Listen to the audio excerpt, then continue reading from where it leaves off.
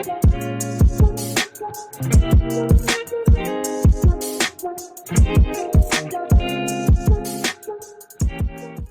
founded the Turmeric company 3 years ago, but I was using these shots 12 to 14 years ago.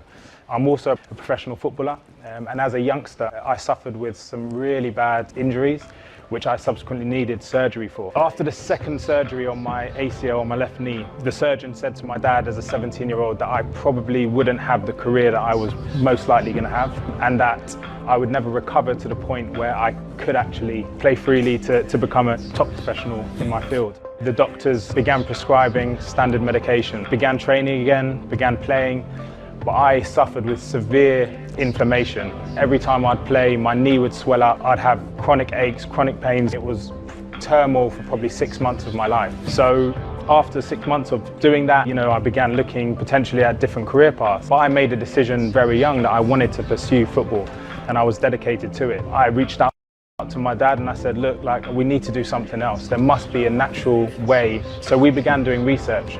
And we began looking into ingredients such as pineapple, such as pomegranate, such as ginger, and then turmeric. So we mixed these fresh natural ingredients which all had natural prescribed anti-inflammatory properties. And after about 3 months of using this blend, I began instantly noticing a difference. And I pretty much used these shots for every day of my life for about 10 years, to the point where I saw this turmeric shot on the shelf, picked it off, thought, amazing, we don't have to make it anymore. And I took this shot home, drunk it, and I nearly spat it out. I couldn't believe how synthetic it tasted. I just thought what we're making at home is so much better than what is being sold on the market. And it was at that moment in time where we made a decision to build a production facility in West London. We began forming relationships with gyms, professional athletes. We supply England Rugby with 500 units per week when they're in camp. And we supply a number of elite professional football teams too. Our ambition is to fundamentally bring natural nutrition in a convenient manner to people throughout the UK and throughout the world. What can I say? That's incredible. So behind every meaningful brand, there is a truly inspiring story. And you've just watched the story of Turmeric and company and also Thomas. It really was personal, and it was make or break. And he took that point of his life and he brought it to share with the world. And what better way than doing it direct to consumer?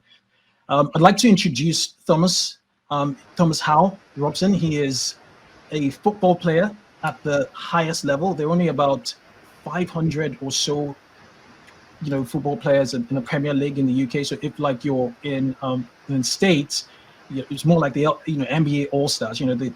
He's at that level, and at the same time, he's building a meaningful direct to consumer e-commerce business that's customer centric. Not only that, and he looks at the metrics. He talks our talk. He talks our language. And I remember in the Euros, we had like a Euro competition a few months ago. He was on there on TV on our screens, analyzing on the field what was happening. It's an immense pleasure to have you being the open keynote of Commerce Accel. Welcome, Thomas. Thank you very much, Kunle. No, a pleasure to be here. Firstly, just to say I'm a massive fan of 2x e-commerce. It's you dive into the insights, you provide information which all brand leaders, all brand businesses, particularly in the e-commerce space, need to understand and, more importantly, need to apply to their business. So, yeah, firstly, thank you very much for having me. And yeah, pleasure to be, the title introduction on ACel. Really looking forward to it. It's absolutely mutual. It's absolutely mutual. And people know the story now. I want to talk about customer centricity. Why are you so obsessed with customer centricity? I'll even I'll refer you to as a D2C maximalist, where, it's D2C or nothing, more like the Bitcoin maximalist. Just why? Yeah, I think firstly, for new brands, D2C is a place where you can immediately communicate and build a community which is relevant to your product. That's the first step. If you're listed on shelves, in stores, it's very hard to tell the message, the story, the purpose of your product. And, it doesn't have to be a product which is, helping people in terms of health. It can be a product which supports convenience. It can be a product which, makes life easier, or it could be a luxury product. It could be anything. But to do that as a direct to consumer business, you immediately unlock doors and avenues in terms of value generation, which isn't there within the retail space. Incredible. So it's really building community and understanding, what makes them tick, essentially. So what have you learned from the Turmeric Co customers? What's that you wouldn't have learned if you were just going through retail, because you do have the means, to and connections to get your product straight to retail, but you decided to take this hard road to selling direct to consumer. So what have you learned as compared to if you were selling through supermarkets and or through other retailers? Yeah, no, really good question. Look, first party data is king, and as a brand who solely relies on retail as a distribution and sale outlet, you don't have access to first party data. So a lot of the big brands and the big businesses that you see who are always stocked on shelves, they will always be running consumer panels, research panels, trying to get insights which D2C offers you immediately. And that is real, authentic and live first party data. But it's not only first party data, and this is what we learned very early on in terms of launching the Turmeric Co. It's actually understanding that first party data and then segmenting those customers to create tailored customer journeys. And that is the key. And that's what a lot of brands don't fully grasp. And even the bigger brands who are now coming into the e-commerce space, they don't understand the importance of customer segmentation. And to achieve that, you have to have high level first party data analytics, but then you have to have tools, mechanisms and processes in place which allow you to segment your customer to tailor their journey. Okay, so for brands listening now, what would you say are the fundamental ways to segment, just at the top level, their customers in order to give very tailored experiences to each segment? Yeah, so simple segmentation can be down to demographic. It could be location based, it could be profile based, so age, gender. But the real segmentation is understanding why your customers are using your product. You may have 2 customers or even 3 or 4 customers, and they will have all purchased your product or entered your D2C store for different reasons. So the first step is understanding those reasons. And then the second step is having a strong tagging attribution system, which then allows you to offer a tailored customer journey to each. So, it takes work. It takes a lot of work, and you have to do a lot of first party data analytics and research. But when you get that, you can really begin to use that to leverage the customer journey, which then ultimately leverages the customer lifetime value of that cohort. And yeah, it's important stuff. And a lot of, I being in the D2C space, being a rapid growth brand, I've built really strong relationships with other founders, other business leaders in the e-commerce space. And you would be surprised how many of these highly successful in terms of revenue growth businesses don't apply customer segmentation. So it's key. So I shopped on Turmeric a few days ago, and first of all, I was asked a few questions as to why, why I'd like turmeric, whether it was an injury, whether I was a sports person, and that essentially speaks to what you just said. But from there, is the journey really towards getting them to have a long-term relationship, perhaps through a subscription, once you know why they're on your site? Yeah, it does. I think as a brand, we built obviously the brand as a digitally native vertical brand, direct to consumer, but then we also built a strong subscription mechanism in that model. And the key for that is offering initially a strong incentive for customers to subscribe. And that doesn't have to necessarily be value based. Of course, the easiest one is discount based on subscriptions, but actually it's the value proposition of what else you can offer your customer who subscribes, as opposed to one-off customers. And the importance for that as a brand is significant. So, now as a business, we have a plethora of data and information and metrics which we can look at, which determine our focus and what we need to drive, what we need to maintain, and what we need to improve. And so, as an example, we can tell immediately at any given time throughout each month, throughout each quarter, and throughout each year, what the lifetime value is of, say, a one-off customer to a subscription customer. But also more detailed than that, actually understanding what is the lifetime value of a one-off customer who purchased X product on their first order. So this is where you begin to go into, you can really begin to accelerate and unlock untapped value, which a lot of brands, are still yet to grasp. Amazing. Last year was a very special year. It was different. We had the pandemic. Last year, consumer behavior did significantly change. How did you sort of manage your team playing, at the same time, running or facing or just serving the demand, the unprecedented demand for D2C last year? What was it like? Yeah, it was demanding. In the business now, we employ over 30 people. The business and the team is growing. We have various different functions of the business, and we're a fully vertically integrated business as well, which means we control our production through to our last mile.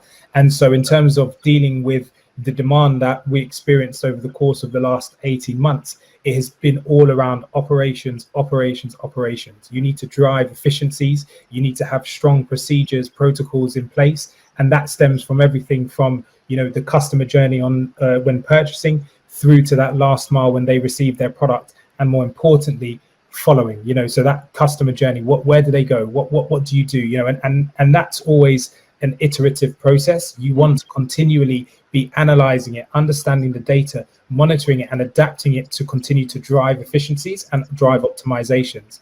And yeah, I think for us, everything, as I said, through supply chain all the way through to last mile, it was our obsessive nature with operations that allowed us to facilitate the growth. Fantastic. Let's talk about post-purchase experience, just optimizing post-purchase experience.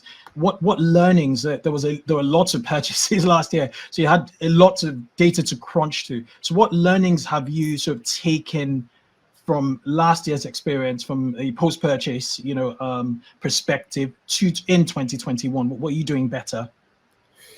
Yeah, I think it's really being able to communicate to customers the answers to their questions when they have them at the right time. And so what you have to do to achieve that, you have to test. And those tests, variations of flows, variations of of an experience of a consumer touch point, where did they come from, where did they then go, and then what flow did they go into? That whole chain is a data metric and a thread which you can begin to run analysis against other threads and against other flows. And as you begin to spot trends, you can then begin to optimize, i.e. adjust, drive traffic towards those flows and towards those models. So I think that was a really important aspect and a really insightful step that we implemented as a business and as a brand, and off the back of that, we're now able to drive incremental increases in lifetime value on a month-to-month basis, which is the key, really. It's leverage, is exponential leverage right there. What does Q4 prep look like for the Turmeric? What did it look like last year, and what are you doing differently this year? What has changed this year?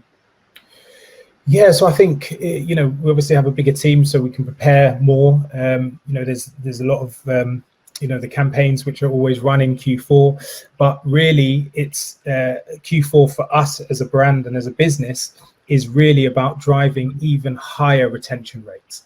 And the reason why we focus on that in Q4 is that there is almost now an organic increase in CPA because of the amount of value and spend which goes into these channels and platforms. So rather than trying to compete on that level, what we do is refocus our efforts and drive in terms of retention, and how can we really see an incremental uplift in retention, lifetime value on our customers, which actually off the back of what we could have spent in terms of increased spend on, whether it's Black Friday, Cyber Monday, whether it's through the Christmas, the seasonal Christmas, we can actually achieve a higher ROI on driving that retention. Amazing. I read a story. I read something about turmeric, about your early days, and it kind of reminded me of like targeting on Facebook, where you went physically to trade shows to meet potential communities, potential groups of people, segments, your current segments in your digital database, potential targets on Facebook. You met them face to face, built relationships with them, and that is how you gained initial traction. I find that different, and not many D2C startups actually have thought about that. Do you just want to touch on how you went about it really quickly, please? Yeah, of course. So as a new brand, you don't have the social proof. You don't have the 10K following, 20K, 30, 40, 50K following on social. So you have to build that, and the best way of building that, rather than doing awareness focused campaigns on Facebook, which drive potential customers or communities to your page, relying on them to follow, what we did was actually we got on the ground and we built communities around the product, around the brand, told the story of what we're doing and the reason and purpose of it. And off the back of that, we built advocates, and those advocates are still now some of our most loyal customers, some of our most loyal cohorts. And so rather than spending high in terms of Facebook advertising as an early stage brand, what we did was we refocused that budget towards actually building a community. And off the back of building a community, we can then utilize the ad platforms, because we've got the social proof as a brand. And ultimately that's what we did. Genius.